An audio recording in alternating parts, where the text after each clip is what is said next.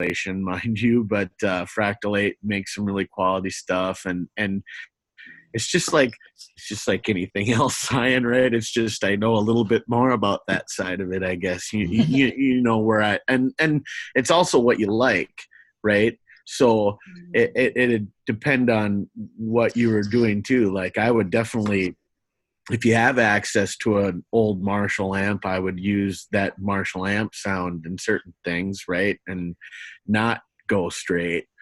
But there's a what do you there's some stuff in Logic that isn't bad too. So I guess it depends on whatever you're using, right? What do you? I'm on Pro Tools, and right now I Okay. just have SansAmp. I don't even know who that's by, and like, yeah, it's been Sans okay for other things, but I'm not finding something that is working for what I'm working on right now. And I've used oh, Guitar Rig in the past, which I loved. Um, very yeah. cool. What kind of, do you mind if I ask what the project is you're working on now? Can you tell me more about it? Yeah. It's just a co-writing song I'm doing with another girl from Access, and it's like I'm trying to think style wise. Like it's I guess more like pop rock. So it's a little more on ballady. It's not like super rock, but I definitely think having some electric guitars just kind of would fill the sound more in a better way than like synths would. Yeah, very, very cool. Eh, yeah, there's a few things, right? The Helix, like if you're gonna just try to go like straight into Pro Tools, right? Um, there's the Helix stuff is good. Um, and a lot of wide variety of sounds, and it sounds like something. If you're talking pop and rock, you probably gonna want the like the saturation and the reverb and like that kind of stuff. They're really good at that. Uh, Fractal Audio, obviously, I mentioned, Mm-hmm. but that's more of a box and then in. Um, I'm trying to think. Zion, do you know? Because there's a couple of things that you used as just emulators that are key. Uh, I watched something. Uh, do you, but it was acoustic, right? And you were Yeah. using it. Well, Okay. if you're talking about acoustic guitars, like the virtual instrument itself, I use the Ample Sound instruments. I really like those, the acoustic guitars and ukuleles, and they have electric guitars and stuff as well. I am not a good electric guitarist. Let me clarify that. I am not an electric guitarist at all. So it's like I mean I can play an acoustic guitar, I can play chords, and if I transfer that over to an electric guitar, oftentimes it just doesn't sound good. I don't know power chords. I don't know, all these fingerings and stuff. So I just kind of stay away from this. However, I have had people come over and record parts, and I've used Amplitude. Amplitube is another guitar amp simulator, and you can choose the kind of amp and stacks and pedals and stuff, and I know a little bit about that. So I've used that before to kind of create the sound I'm wanting after they've just recorded pretty clean in. So I'll get somebody to record that part. So it's kind of like two processes here. One is getting the sound of the guitar, a really good, either doing it live, having a real guitarist, or using a virtual instrument to get the recording, the performance, and then actually putting the effects on there of what you want. And I think it makes a lot of sense, especially as a producer, to do it that way instead of have somebody just, I mean, if you had somebody record the guitar with the amps, you went into the studio and they dialed in all the amps, that it might sound awesome, but you don't have any chance of changing it once they've put a bunch of distortion and stuff on there. You can't do much with it at that point. So you might as well try to learn how to dial in the kind of effects you're looking for using a plugin so that you have the flexibility of then changing it. Like Mark said, there's a lot of great stuff that's stock. I was just looking at what I have. I have Amplitube, and in fact, I just switched to a new computer, so I've got to figure out how to prove that I have the license for it, and I've got to go back through my emails and find the code for all that. But I remember it sounds amazing, and I was recommended this product from other guitarists. That's why I purchased a license for it. Cool. I've done it both ways. So, like 2 years ago when I was recording songs for the CD I released, we hooked, microphones up to amplifiers and, amped the guitar and did all that. And it sounds really good. But when we started creating other music more recently, we just go direct in. And then assign a sound to it. Using Native Instruments has really good stuff, and it's really cool because you can put your microphone anywhere you want. They have a little amp, there are images there, and you can set your mic where you want it at the amp, and you can set all kinds of stuff, and it sounds just as good, maybe better than when we took all the time to mic everything everywhere, and I would recommend just plugging direct in. And that's what I do here in my basement. I just go direct in. I don't mess around. Awesome. Do you know what that is with Native Instruments? It was Native Instruments. He bought the whole, I don't have a whole suite of Native Instruments, but he bought the whole enchilada of Native Instruments. And they have several guitars. So you get a choice, there's Gibson and Stratocaster. They have, they call them something different, but it's the same thing, Cool. Same sound. Yeah, awesome. Thank you.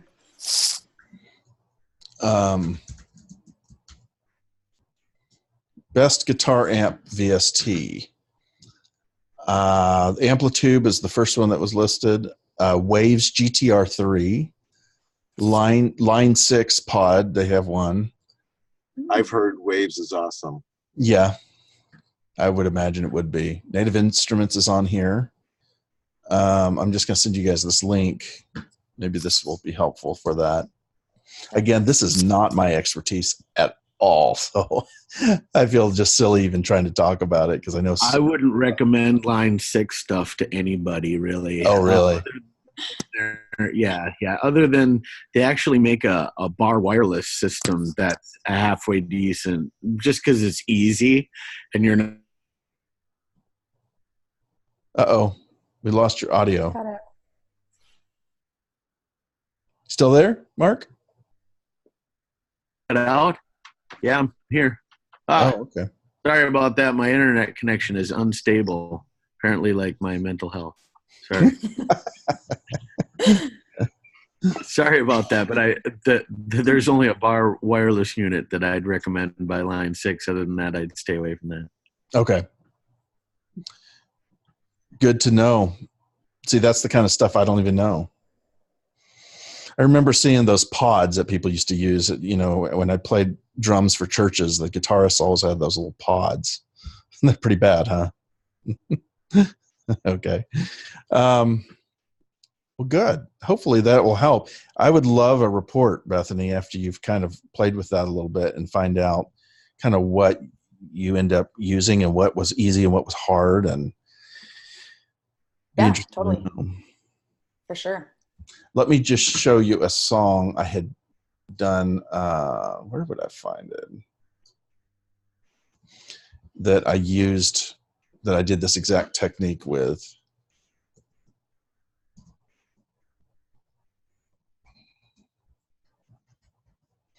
I was kind of going after a Muse song, and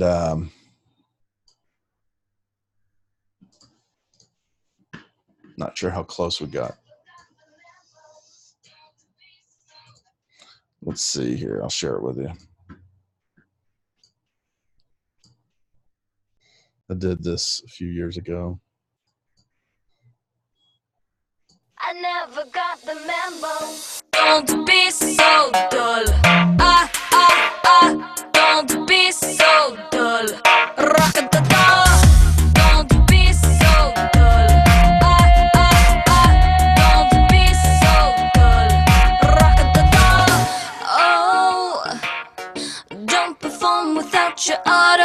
tune. I never got the memo. Oh, he wants a special favor and he'll put you through. I never got the memo. I don't know your rules, this stupid game. Dumbing me down, spinning around, I'm going to go insane. I never got the memo. All those guitars are. I never got the memo. Tonight we'll die to be reborn, free and untied.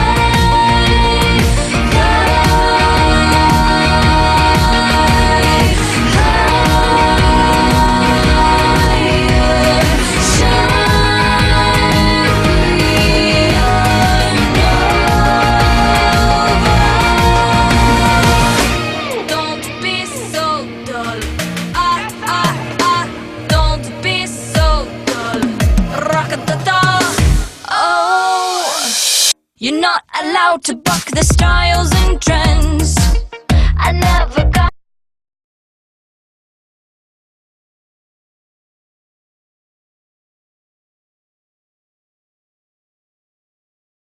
Anyway, could you hear the guitars in that? I'm not sure how good it comes through, but I modeled it a lot after Muse because they have that song Rise Up that has that kind of feel to it. And theirs is a lot heavier, but I kind of modeled it after that. And I ended up blending a mix because this was one of the first songs I ever did electric guitars in. And I had to kind of blend a mix of a friend playing the guitar. He did like 8 takes, and I took the best pieces and I really tweaked them for a long time. And I had to really, because this has a swing to it, this is really, or it's actually more like a 12/8. It's like 1, 2, 3, 4, 5, 6, 1, 2, 3, 4, 5. It's like that feel. I actually had to grid it out and really quantize the hell out of the guitar parts to really make it lock in. So it's not as natural as it would be if it was really been played on stage, of course. But I wanted it to feel really pop oriented, very tight, you know, kind of like I can't remember. Anyway. But yeah, this was a huge experiment for me to figure out how to do it. And I had to lean on a lot of guitarists. So I think there's no shame in having to lean on guitarists as well. They know what they're doing way better than I know what I'm doing. Surgical precision. Yeah. Oh, thanks, Katie. This was written for an artist here in town named Miss Crystal. I used to do a ton of work for her. So what else can we help you with, Bethany? Or Katie, whatever. I just have a quick question. First of all, dang, that was amazing. Oh, good. I'm glad you liked it. Really, really good. When I clicked on that link that you sent me, somehow it sent my entire Zoom session off my screen, and all I can see is you guys, and I can hear everything. But can I just get it back, or do I have to what do you want to get back? Just click the little Zoom thing on the bottom. Everything went away. Are you trying to the Mac? Thank you. Thanks, Mark. Okay, got it. That was super weird. Okay, sorry. Back. Okay. I know now. You crack me up. One of the things I was thinking a lot about lately is the blend of natural snare drums, like the sound of a snare drum. You know, the 90s was all about getting very raw and authentic and grunge, and you know that really came to the surface, and synths weren't cool anymore, and nothing synthesized was cool, and everything was out of tune. And I mean, we just went through that phase, and I was in high school during the 90s, so I remember how influential that was. There's nothing like the music of your high school days that influences your entire life, right? So I remember after that, when synthesizers started coming back into phase, then we kind of, everything went to claps. So your 2 and 4 was always a clap on everything. Pop music, even country music had claps. And now we're starting to go away from claps again and kind of going toward snares again, and a blend of snares and other sounds kind of together. Snaps are really in right now. Like you listen to a lot of Ed Sheeran stuff, and they've got really strong snaps in a lot of their 2 and 4. I was wondering if anybody else had any thoughts about that or have noticed any of that change. The reason I'm bringing it up is because as you're producing your music, you want to kind of follow a little bit of where we are in the time. So I would be very cautious. History of percussion through the decades. I would be very cautious of using just claps now for 2 and 4. I would, if you're going to use claps on anything, blend it with a snare, blend it with maybe some stomps or some other sort of natural percussion. I think we're right now living in a time where guitars are coming back, like electric guitars are coming back into a lot of music, which is, it's super exciting. It's super exciting because there's just such a wonderful place for that. I feel like we're living in a time where what's the most popular is fusion. A fusion between sound it seems to be what's the most popular. It keeps coming to the surface as like the most popular. And so a lot of pop music has sort of these natural elements being pulled back into it, and they're not as industrial sounding. It's more, it's not industrial EDM. It's like there's this sort of natural element going into music right now, which is really nice. There's all these ebbs and flows. Everything will come back around, of course. Everything always does. But so many commercials and so many places are looking for music that have a real retro vibe that sound like, old Marvin Gaye stuff. And even I agree, Zion. I heard a commercial yesterday. I was sitting in, the TV was on in this other room, and I heard the old song, Come On Down to My Boat Baby. I don't know if you've ever heard that song. It's one I played performing. And I'm like, what is that? Is that a commercial? And sure enough, it was a commercial using the original. I don't remember who did that song, but anyway, yeah, I agree. I've been hearing a lot more older stuff, and maybe doing older covers might work for us. I don't know. Yeah, that's exciting for you guitarists, big time, right? Because that's your forte, that kind of style of music. Rock and roll has so much influence, and it's coming back. It's in demand.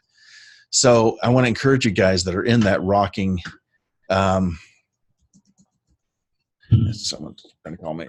In that rock world, that keep your chops up, man. Keep getting better and better. There's going to be more and more place for you guys, more and more place for guitarists. And Mark, like I know your style is much more kind of heavy and kind of, but if you have a chance, really look into the kind of guitar sounds that are being used right now in a lot of pop music. Because, great example is Portugal the Man. That kind of really compressed, like it's a little dirty, but it's not. It's like a clean, dirty sound. I can't describe it, but it's not like super heavy distortion. It's like just playing on one note, just that.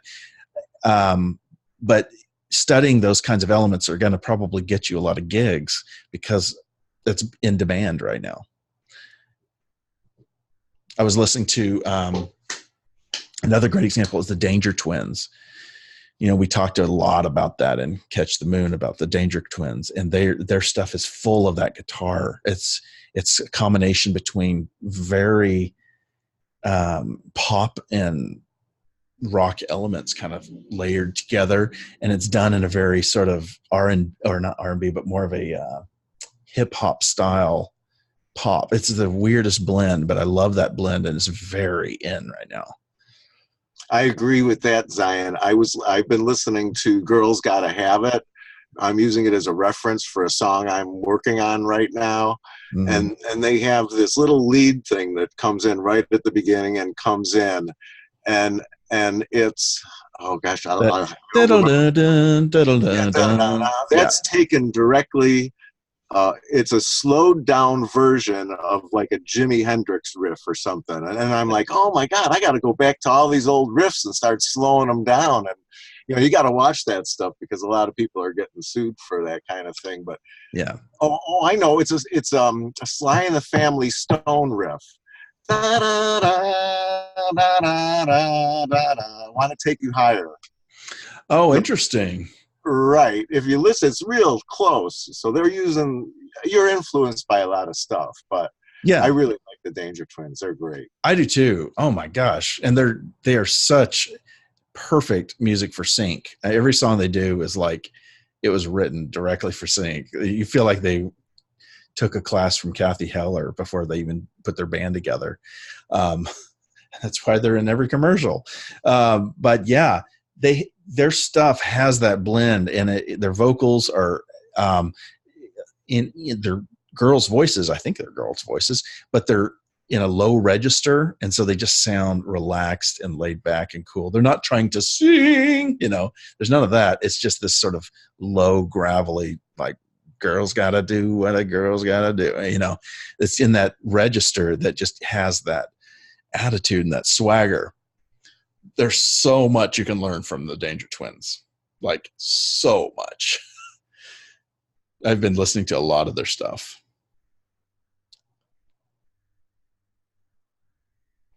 Oh, interesting. Come On Down to My Boat, Baby was done by a group called Every Mother's Son, One Hit Wonders. Huh. Interesting. Hey, Michael. Does anybody have any questions? Anybody have any other thoughts on this? Yeah, interface question. Shoot. Bang.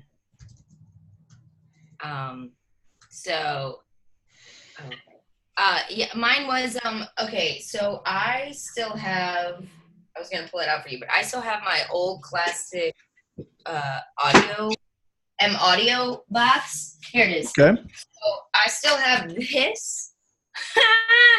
And so I'm gonna start a museum for all of the old things that don't serve me anymore. Yes. But anyway, so I realized I was gonna record this song that is like the first song that I wrote that's like literally just for me, not like for a theme in like 6 years. Like I used, and then I just kind of like was only writing music for projects, and then this like song, I'm like, but it's for me. So anyway, I don't know that I want to like go to a studio or anything, but then I realized I recorded the piano MIDI with no problem, and I was really hesitating on recording vocals because I knew they weren't going to sound amazing, and my microphones are great, and my room isn't bad, and I have an Alcatron kind of thing, and then so I just really think that this is maybe not giving me a clean recording anymore. So When did you buy that? Is it like 2006 time frame? Yeah. Wow. That's probably exactly when it was. So yeah, they have come a long way. M Audio actually has some good stuff now, but those older interfaces they're very basic. Their A to D conversion's not that great in it. Yeah, it's USB. It doesn't even have Thunderbolt. This one. Right. Yeah. Not that that's terrible. A lot of great interfaces are USB still. So it's the matter of how the audio or analog to digital conversion happens, both from the recording into your computer, and then when you hit play, the playback out to your speakers is D to A conversion. And that conversion process is like, that's everything. Like everything that can be your, what do you call it? Like what's the right word when you have a traffic jam in the process? What's wrong with me today? What? Like like a bottleneck? A where everything- bottleneck. Thank you. Yeah. So in your sound quality process, that's a huge bottleneck because you're always, it's like trying to be a really good photographer and you've never cleaned your lens. You've got this film of grease on your lens. And like, it doesn't matter how good of a picture you take, you're going to still be capturing it through this film, this sort of haze. And that's sort of the same thing with that. It's not if that's all you got to use with what you got. So I need to get something. I need to, like, I don't know. I'm going to start a Patreon page. I don't know what's going to happen, but like, I need to get a new interface. Like, I can't live like this anymore. Yeah, I understand. You know what I would advise if you yeah, what would be your recommendation, I guess? that Yeah. the UA Arrow. So it's I love it. I have one. It's beautiful. do you? You've got the Arrow? Absolutely awesome. Yes, it is an incredible interface. And it allows you to put, it's not just an interface, it's actually a computer also. So when you buy plugins for reverbs and compressors and emulators of channel strips, they actually are running inside of that. So it frees up your computer to not have to do certain things. Does that make sense? So Is that so? Then are you? I'm sorry to interrupt. Are you then recording with those effects on? if you want them. So Oh. it's not recording and I don't do that, no. So when I record directly. So, but the monitoring area. So when I'm monitoring and listening with the headphones while I'm having someone to record, it's going through a nice, beautiful reverb. So it sounds really good but it's not capturing that reverb. Does that make sense? yeah, totally. Yeah. Okay. So that whole monitoring process, I've been extremely happy with it. I use it for everything. I use it for all my podcasts. I'm actually talking through it right now. So it's actually going through I'll show you what my voice is going through at this very moment. It's probably not that important with doing a Zoom call because Zoom is going to compress the hell out of anything I do anyway. But when I record videos, I do a lot of tutorials all day. So here's my interface. I'm actually using channel 2 just because it's just my preset when I open a file. But it's going through, it's got its own preamp here. 48 volts is on because I'm using my cloud lifter on this dynamic mic. And then I'm going through an API Vision. Can you see that? Okay. And it's just a channel strip. So it's emulating one of those big giant API consoles. They have SSL ones. They have Neve. They've got different ones. I use this one.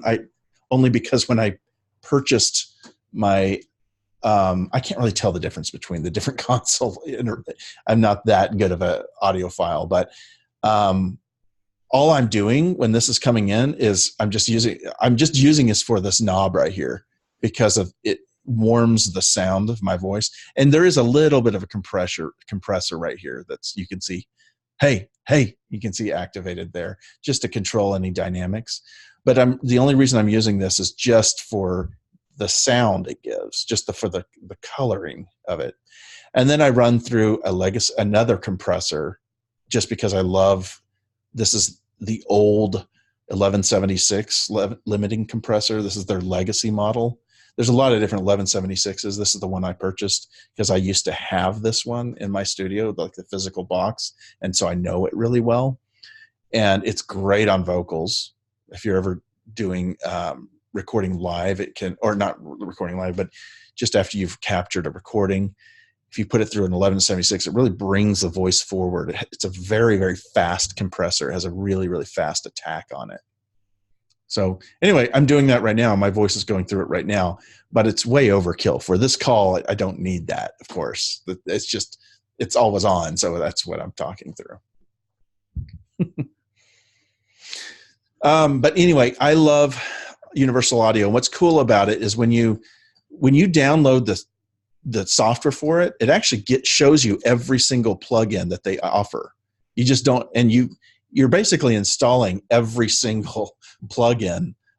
You just don't have access to it. So if I try to pull up this, it'll say, hey, you don't have access to this, basically. And it'll ask for the license number. I think you can use a demo version if you wanted to. But you can see it's red here on that channel strip. So I only own maybe 3 plugins from Universal Audio, just because I use the same things over and over again. You find what you like, and then you just keep using it over and over again. But I'm very open. If you guys know of a really good plugin that's like, oh, you got to try this out, let me know, because I'm always interested in hearing it. But they've emulated tons and tons of gear, from everything from delays, dynamics. Dynamics are like compressors and maximizers and enhancers, equalizations, guitar and bass. So they've got tons of amps and things in there. Harmonic and tapes. They got a good Marshall in there. Oh, do they? Yeah. Good Marshall amp. Yeah. Yep. That's cool. You can emulate certain microphones, modulation, preamps. This is what I have, the API channel strip. But there's a Neve, there's SSL. Those are the big ones. And then reverbs. Tons of great reverbs, and then any special processing you want. So it's really cool. It's like having a separate computer just to run effects. And when I'm recording somebody, I can put an effect on here, and it'll play back so that they can listen. So it sounds like they're in a reverb, even though I'm not capturing the reverb right then. I really like it. It's a little pricier, but it's the kind of thing, Katie, that if you're interested in upgrading, I would save and make sure you get something good instead of just, I mean, you could run out and get something for another $100 that's probably better than what you have. But the UA Aero, I think, is about $4.99. And it usually comes with a couple plugins. So you'll get a couple when you get it. Which is kind of cool. So if you go to maybe check out Sweetwater.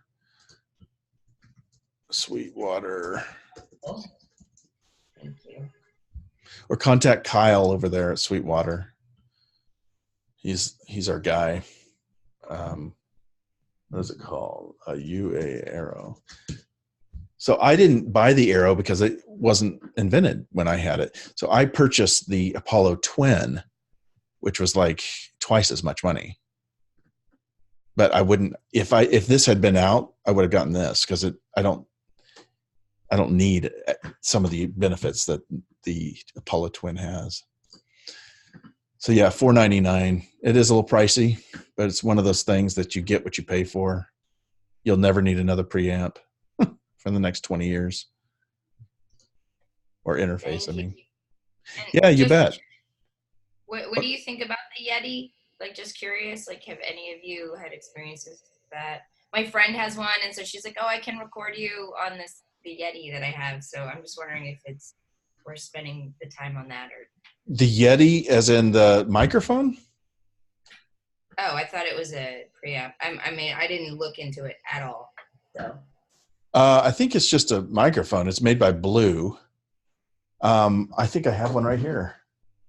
My friend uses it. And I think it's meh. That's my personal opinion. Meh. He uses it for his podcast. What's that? Yeah, that's cool. That looks awesome. Yeah, these are USB microphones. This isn't an interface, obviously. This is just a USB microphone. So the great thing about a USB microphone is you don't need an interface to record into. But if you're trying to do some producing, you've got to have an interface, because your interface is not only just for recording, it's for playing back, right? So you're going to have to hook your speakers up. You don't want to hook your speakers up using the sound card that's built into your computer, because you're limited by the quality of that sound card. You want a decent sound card if you're going to be listening back. So, awesome. Thank you. Yeah, you're welcome. Yeah, I had an Apogee as well. They used to be such like the thing to go to. I had an Apogee Duet. But compared to the Apollo, it's just, yeah. They may have come a ways since then as well. Slate makes some really good stuff. If you ever want to look at the Slate interfaces and their microphones, Slate makes a microphone that basically you can tell it, I want this microphone to sound like a SM7, or I want this microphone to sound like a Neumann, and it has these emulations in it. It's crazy, and they say it works really, really well. So I've never used it, but I've heard really, really good things about it. So if you're somebody that works with different singers and you don't want to have to buy microphones for all these different types of singers and want to have those options, Slate makes it it's like a little box that your microphone hooks up to, and it's got software built into it. So you say, I want it to sound like an AKG, and now I want it to sound like a Sennheiser, whatever. And it'll emulate a microphone flavor for you, which is crazy. So yeah, it is cool. Yep. There's a recording studio here in town that teaches their students to do it a lot, and they have really good results. It's really cool. Well, guys, it's 11. I've got to jump on another call, and it is so good to see everybody. I started recording like halfway between when Mark started talking about amps. So, whoops. So anybody listening to the playback, sorry. Can I just say it was cool that anything I asked about you literally were able to hold up in the moment, like physically hold up. That is a total coincidence. I don't have a set of I just happened to have this sitting right here. I'm just that good, Katie. Just that good. Yeah, and I remember when I asked about my microphone, you're like, is that this kind of microphone? You're like, that's the one I'm using right here, before we could see if you had that. All right. Yeah. I try. Guys, so good to see you. Thanks for coming and hanging out with us. Katie, Mark, Michael, Mark, and Bethany. See you guys.